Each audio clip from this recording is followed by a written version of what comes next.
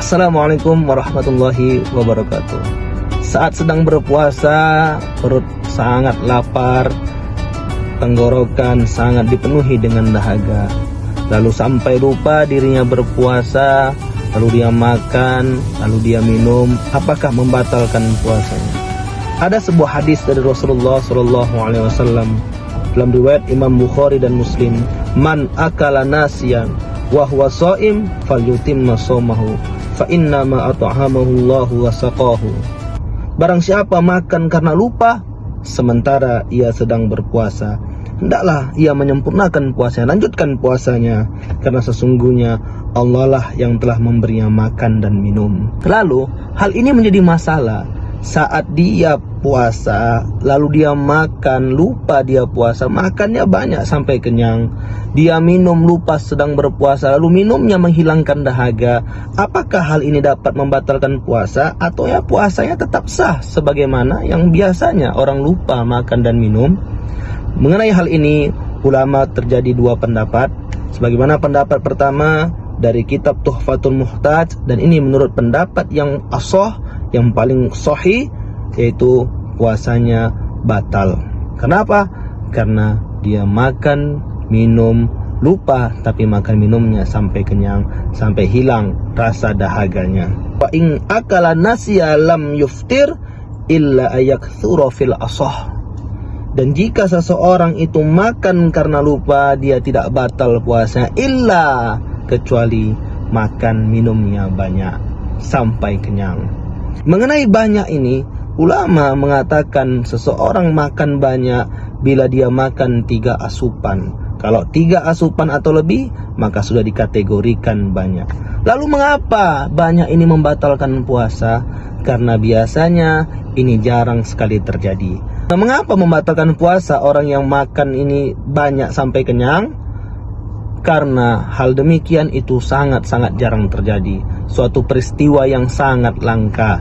Karena biasanya orang makan sebentar saja, orang minum sebentar saja, lalu dia ingat dia sedang berpuasa.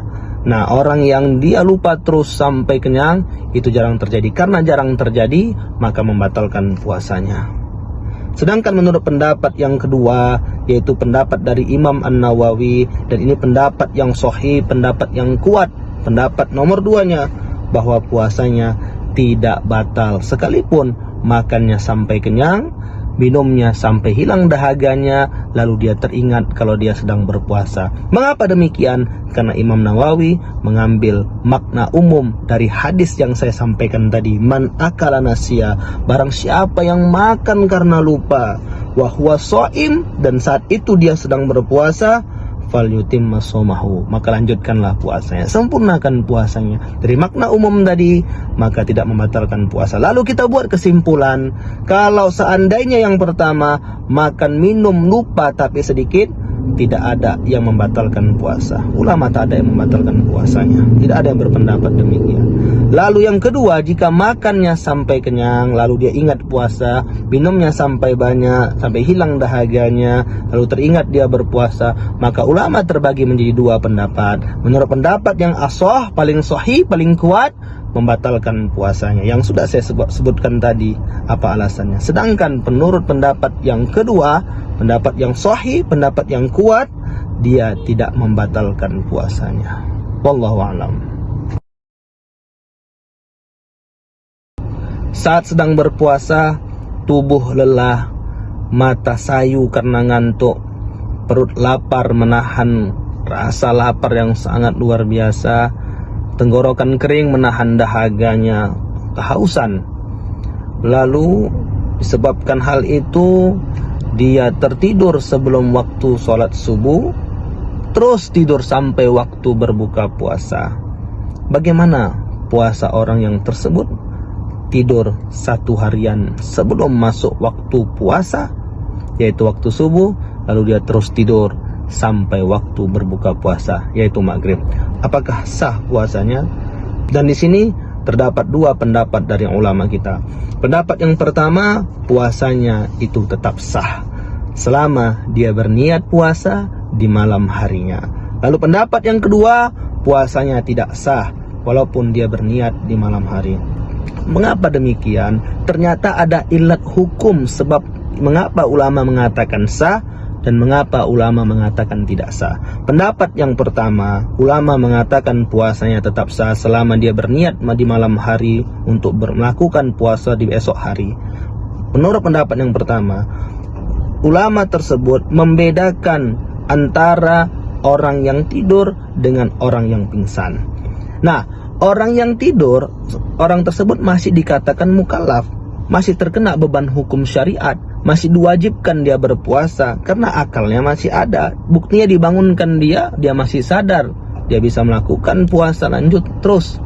Sedangkan orang yang pingsan itu orang yang diangkat akalnya, dia tidak sadar, dibangunkan pun dia tidak sadar secara spontan sebagaimana orang tidur. Jelas berbeda hukumnya.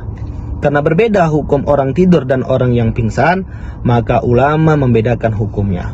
Nah, pendapat ulama yang pertama mengatakan orang yang tidur seharian, walaupun tidurnya sebelum masuk waktu subuh dan tidur terus sampai waktu maghrib baru dia terbangun, puasanya sah selama dia berniat puasa di malam hari. Adapun pendapat ulama yang kedua mengatakan puasanya tidak sah. Mengapa ulama yang kedua ini mengatakan batal puasa orang yang tidur sebelum masuk subuh dan tidur terus sampai waktu buka puasa?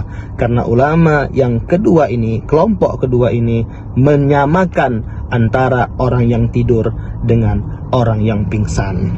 Sebab dalam hukum fikih, orang yang pingsan itu dia tidak terkena beban mukallaf karena akalnya sudah hilang, diangkat Allah Subhanahu wa taala akalnya.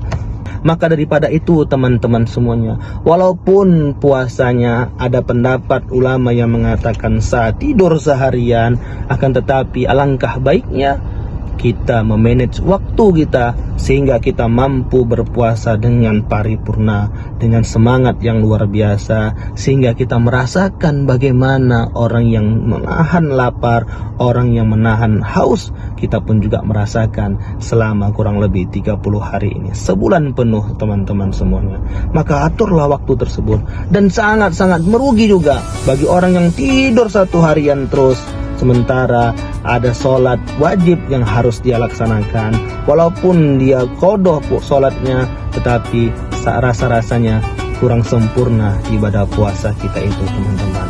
Oke, mungkin itu saja. Wallahu a'lam bishawab. Bagi siapa yang ingin request apa yang perlu dibahas atau ada pertanyaan, silahkan tambahkan di kolom komentar. Billahi taufiq wal hidayah. Wassalamualaikum warahmatullahi wabarakatuh.